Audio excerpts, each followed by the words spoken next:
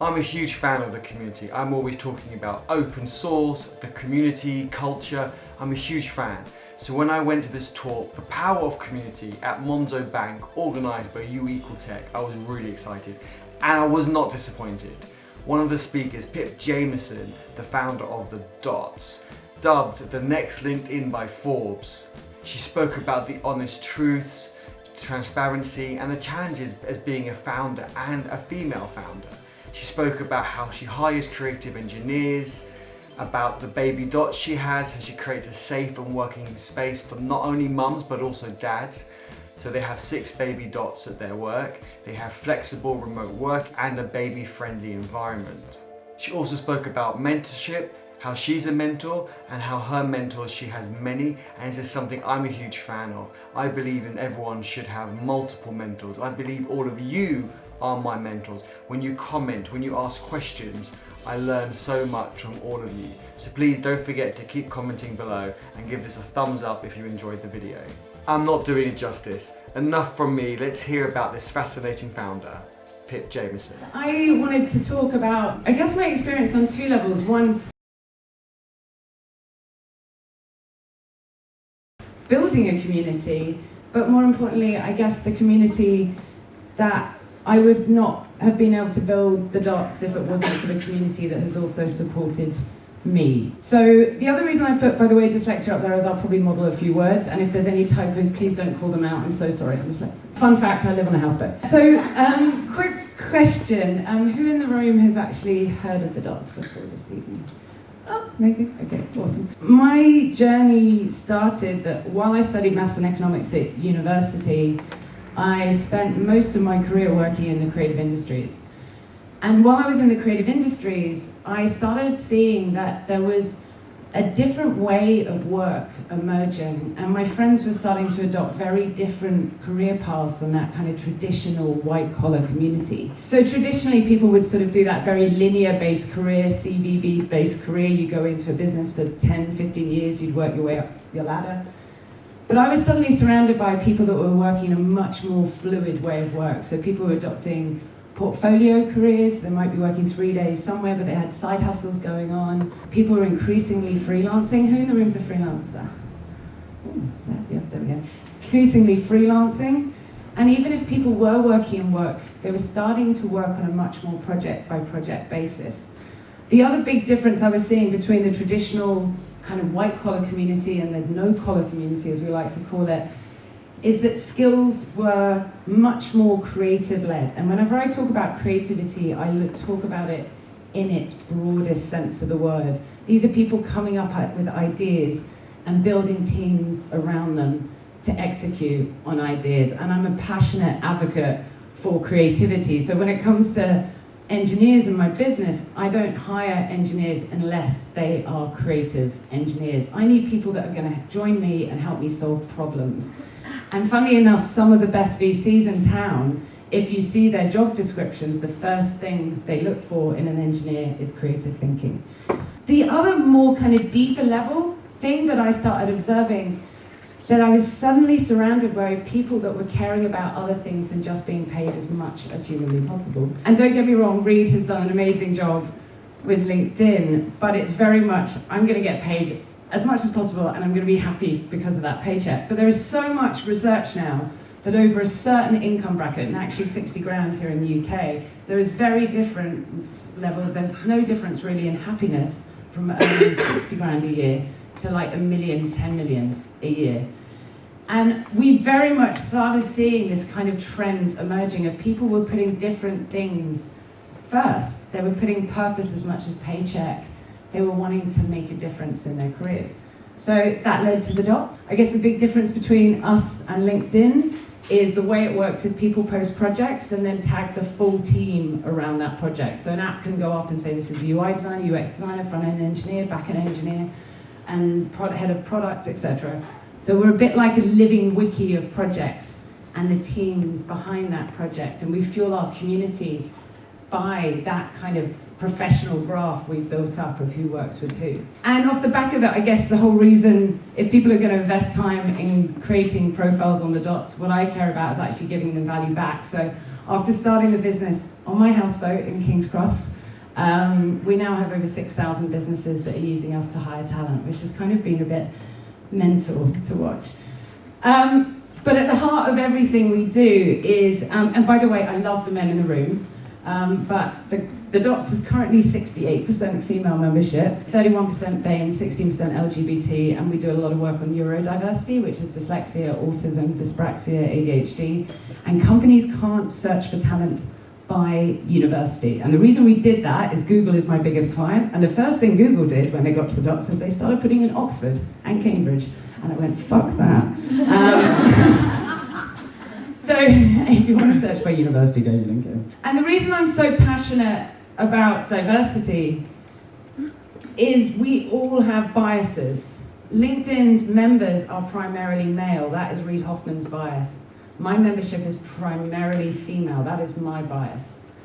I am so passionate about companies building teams that reflect society as a whole, so we start removing the biases in tech. And anyway, I'll get off my soapbox now. I'm passionate about this space because creativity is one of the last things we will automate, and I guess that's why Forbes called us the next LinkedIn. Quick, brief history, and I guess this is leading into the whole community piece, is I was reflecting on this talk and I was realizing if it wasn't for the community that I built aside or around me, I don't think I could have ever got through this journey. So this is my, what I call my happy, sad graph. Who's an entrepreneur in the room? Okay, hopefully you'll understand this graph. So this is my happy, sad graph. This is actually my second tech business. I launched my first tech business in Australia, which I scaled and then exited. And then I started my second business over here. So to an outsider's perspective, I've had this gorgeous, lovely, like happy, wonderful ride. The reality of what I've been through is this. And I guess this is the roller coaster ride that anyone who starts a business goes on, and anyone who starts doing anything ambitious with their life goes on. Who's on this roller coaster right now? Okay, great. By the way, I'm the biggest fan of Monzo. I was with Tom, who founded it recently, and he was like, Pip, it's fucking hell, it's so hard, I'm doing all this. He was about to do the race, it was successful, he was fine. But when I saw him, he was down here too, so we all go through it. I guess when it comes to community, those low bits have been really tough, and that's the point where I have gone to the community to help. And that's whether that's my tribe, whether that's my kind of portfolio of mentors, and I'll talk a bit more about that in a second. I guess the first really valuable lesson I learned from the DOTS in terms of how important community building is for like future marketplaces is when I first came up with the idea for the DOTS, I had this fantastic thing, right, I'm gonna build this platform that's better where people post jobs and people who are looking for work find jobs. So really simple marketplace. What I basically thought is my buyers were companies, so there's 6,000 businesses that are using us. My sellers are people looking for jobs. But however, what I realized is when I started deep diving with someone like Google is Google are just not interested in people that are looking for active jobs or what are actively looking for jobs. What they're using us for is to headhunt talent. So I suddenly realized I was building a community, and it suddenly dawned on me that all the best marketplaces and all the best tech companies I know that exist right now are building communities, and Monzo's a perfect example. Has anyone been to one of Monzo's community drop-in sessions here? One hand. Actually, Annie, can you put your hand up? Annie works for me, she was so excited to come, she just wanted to come to the Monzo drop-in centre. How did I build communities? And this is more about building communities. If you're thinking as a business here that I want to work for a business that either builds a community or I want to start a community-based platform, I think the biggest thing I've learned along the way is tech is fundamentally important when you're building a product. Product is fundamentally important, but the most important thing is the people you're building that product for. And funnily enough, I think Monzo is a perfect example of that. They have put their people first and the people needs first. That has then dictated the product, and then that has dictated the tech.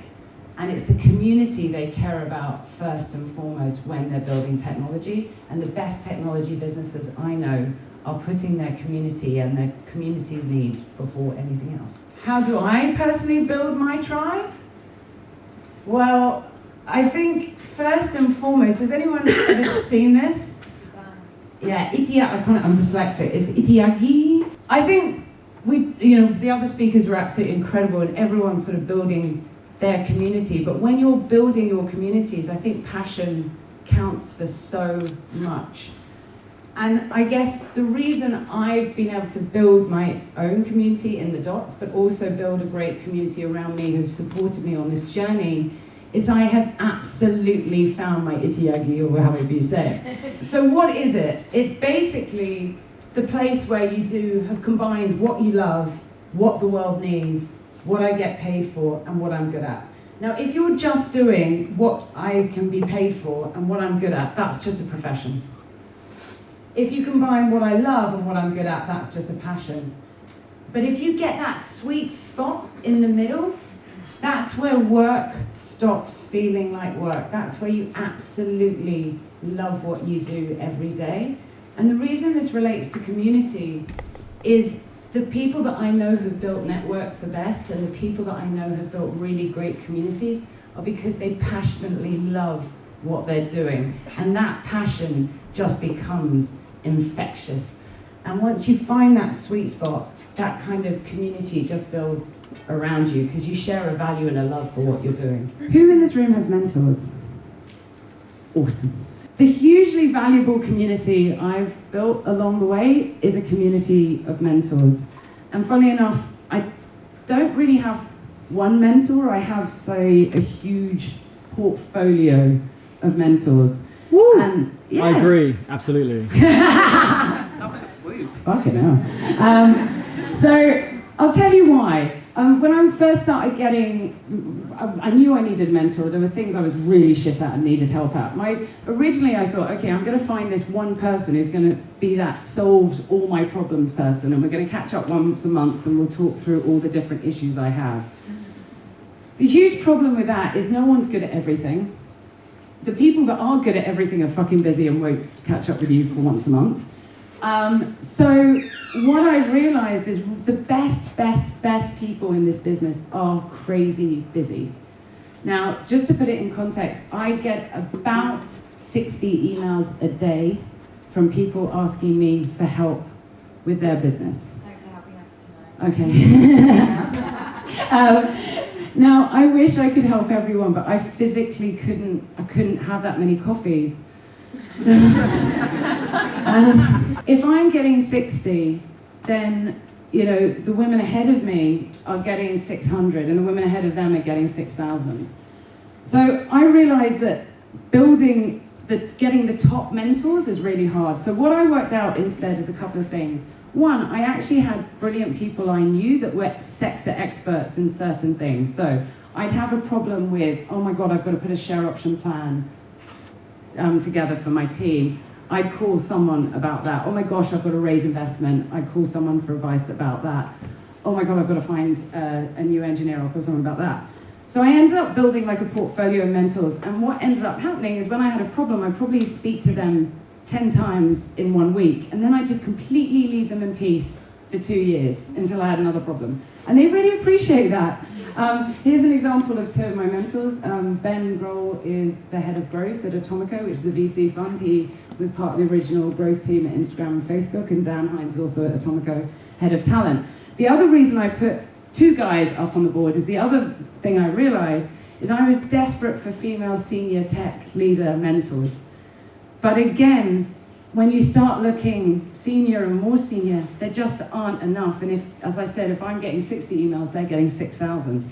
So what I then worked out is who are the most senior men who have daughters? And meet the senior men who have daughters.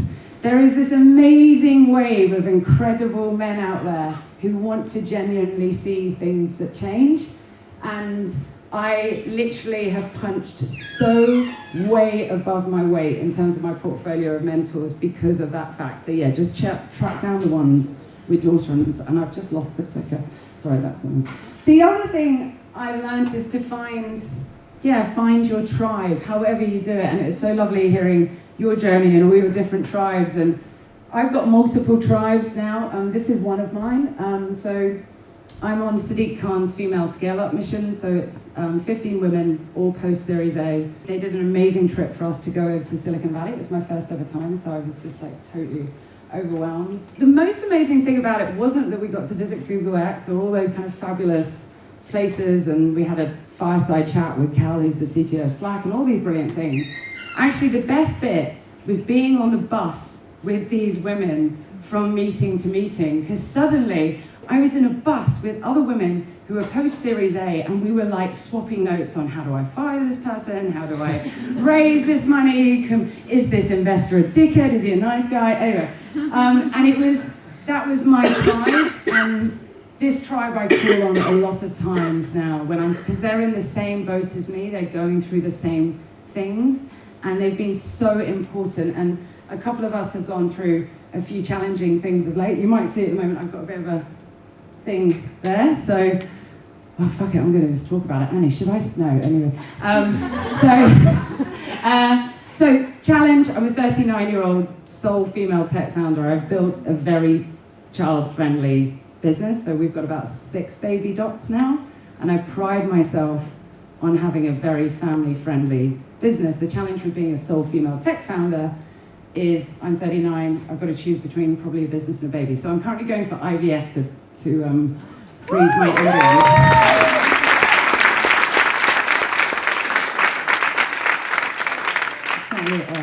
Anyway, but yeah, so why do I tell that story? I'm freezing embryos because right now I can't have a kid. This clan have just been so supportive on this whole journey, and one of the other girls has also been on it. And to have that emotional support and that business support has been really supportive. The other thing I've noticed is, and this is actually data we have in the dots, when you have a community, make sure you keep in touch and promote yourself to that community. I have big and small and tight tribes and large tribes. What I realize is women don't promote themselves as much as guys, and we see that in our data. We see that guys are updating their profiles more frequently. We see the vernacular they're using, it's much more assertive. So if you're doing things, if you're doing talks, do put yourself out there. I know it feels really confronting. Sometimes you get dickheads online, just ignore them, ignore the haters. But we all need to encourage and be role models for the next generation. But it's just a brilliant way for, if you're crazy busy, for your community to know what you've been up to. And then they know how to contact you or what to contact you about. So as women, we just need to get better at bigging ourselves up. And my final thing when it comes to community, and this is my mantra, I guess, for work and for life, but someone said to me something really important once, a guy called Claude Williams. He said, you are the 5 people you hang out with most. And I realized I have one of the reasons I'm still in business is because I've surrounded myself with amazing cheerleaders who can help me through the tough times. And please be a cheerleader, because the world definitely has enough critics. I think what I love about this community is we all support each other, we retweet what each other are doing, we all help each other. In the end, we're not going to get it all right all the time, but building a community is also about paying it forward. So we all need to be cheerleaders, we all need to help each other, and I guess that's the end. Be a cheerleader. And you were a cheerleader! Oh my god, that went all the way around to a loop. Okay, fine.